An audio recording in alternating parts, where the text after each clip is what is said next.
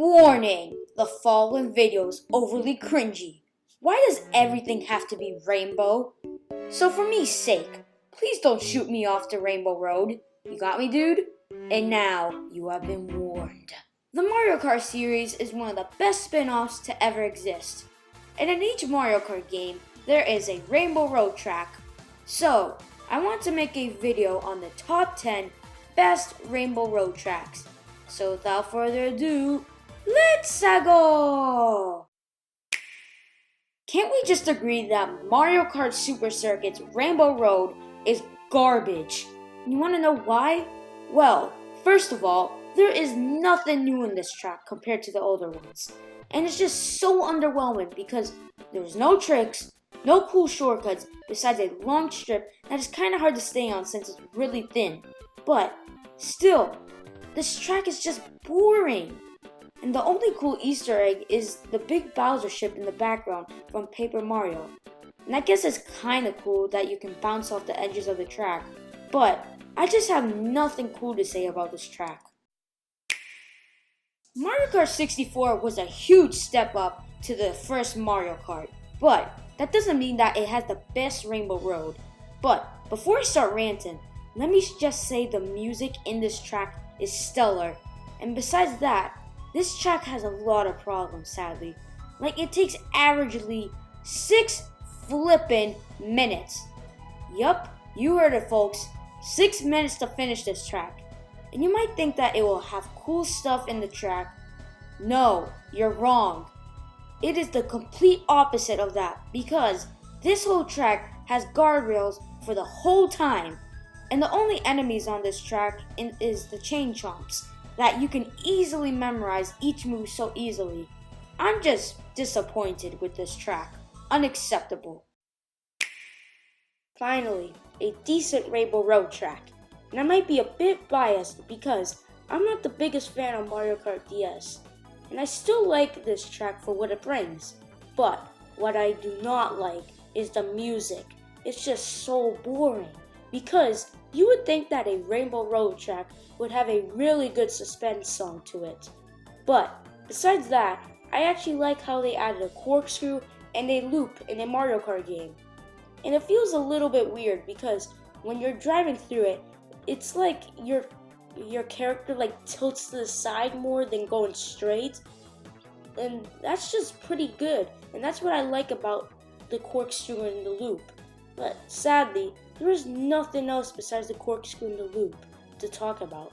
I just wish that they could have added more stuff to this track to make it more funner. The first Rainbow Road was pretty bad, but then Mario Kart 7 comes out of nowhere and gives us an amazing remake on the first Rainbow Road. And they did a pretty good job by making the track more wider and making the turns more forgiving. And they also updated the colors of the track too, with the thwomps and having a cool rainbow texture to the track. And when they smash onto the track now, it makes the track shake and you can do tricks off of them. So well done, Nintendo, on a good remake. I have nothing to really talk about Mario Kart 8's remake, besides the graphics having a crisp 180, a lot more ramps, and the music has changed a little bit too. Now, just imagine this in VR. Now that would look amazing. Mario Kart 8's remake on the N64's Rainbow Road is gorgeous. Nintendo finally fixed everything from the old one, cause now there is finally not as much guardrails. And they added an anti-gravity section too, and the chain chomps make the track shake at certain points, and there's a train with toads that throw down coins in front of you. The music is amazing too, but sadly, it did the opposite of the old one, because now it's just way too short. I just wish they just made it a bit more longer to add that extra touch.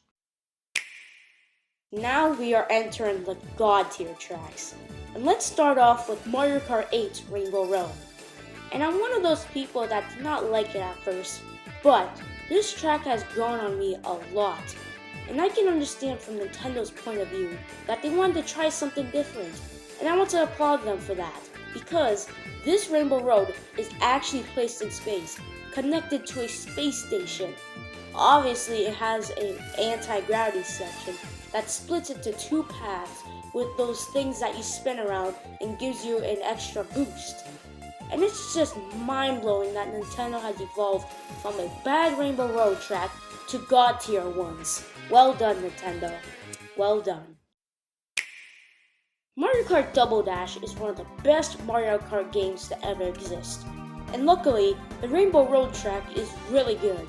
It has good difficulty, good music, and very good ideas. And there are also many sharp turns. And you get shot out of a cannon and mushroom bridges right below the track too. And there's even shooting stars that you can collect to become invincible. And in this track, you gotta use your drifting skills because the physics of this game are much more slippery compared to other Mario Kart games. And to top it off, the colors of this track are beautiful, with all the colors mixing in with each other perfectly. Well done. Which is it, guys? Mario Kart Wii's Rainbow Road or Mario Kart 3DS's Rainbow Road? As much as I love Mario Kart Wii, I'm gonna have to put Mario Kart Wii's Rainbow Road at number 2. And it was a very tough decision between these two. But I still think this track is a masterpiece because you first have to go down a massive drop, which feels pretty weird at first, but that's just the start of it. Then you do tricks in the air while staying on the track, while following it with a section with 2 big holes in the middle, and then you got shot out of a star cannon while seeing the beautiful colors and scenery of the track. And I like how Nintendo included some cool Super Mario Galaxy Easter eggs with the star pits and parts of the track. And oh yeah, I forgot about the difficulty of this track, which has to be the hardest Rainbow Road to this day. And the music in this track is amazing. That's what I call an amazing finish to a good game. Here we are, the last spot. And this truly belongs to Mario Kart 3DS's Rainbow Road. And this is a journey, my friend. You first encounter some boost pads while going around the moon, then you bounce off a mushroom, but then you go glide around Saturn's rings with boost pads, and then you glide to the next section of the track, and then you go to the frickin' moon that you can drive on while the gravity's being more floatier, and chain chomps bouncing around, and the music changes.